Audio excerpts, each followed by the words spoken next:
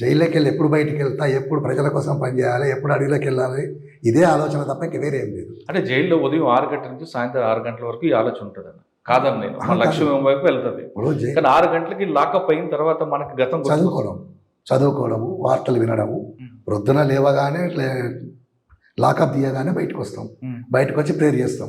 తర్వాత కాలకృత్యాలు పెట్టి తీసుకున్న తర్వాత బియ్యం ఏరడము, వంట చేసేవాళ్ళు వంట చేస్తారు, పేపర్లు వస్తాయి, పేపర్లు చదవడము, పేపర్లు చదివిన తర్వాత రోజు క్లాస్ ఉంటుంది, పొలిటికల్ క్లాస్. ఆ పొలిటికల్ క్లాస్ వింటాము. తర్వాత 12 గంటలకు మళ్ళీ భోజనం వస్తుంది. 2 గంటల వరకు మళ్ళీ చదువుకోవడము, రాసుకోవడము, అంటే చదువు రాని వాళ్ళు రాసుకోవడము, చదివి వచ్చిన వాళ్ళు చదువుకోవడము. 4 గంటలకు వాలీబాల్ ఆడుకోవడము, 4 అయిపోయిన తర్వాత 5 గంటలకు అన్నం తినడము, మళ్ళీ 6 అయిన తర్వాత మళ్ళీ ప్రేయర్ చేసి లాకప్ కావడం. లాకప్ అయిన తర్వాత ఎవరిది వాళ్ళు చదువుకోవడం, లేకపోతే వార్తలు టీవీ వార్తలు వస్తాయి కదా, టీవీ వార్తలు వచ్చిన తర్వాత ఎవరు వాళ్ళు చదువుకోవాలి. 9 అయిందంటే ఎక్కడ వాళ్ళు అక్కడ పడుకోవాలి.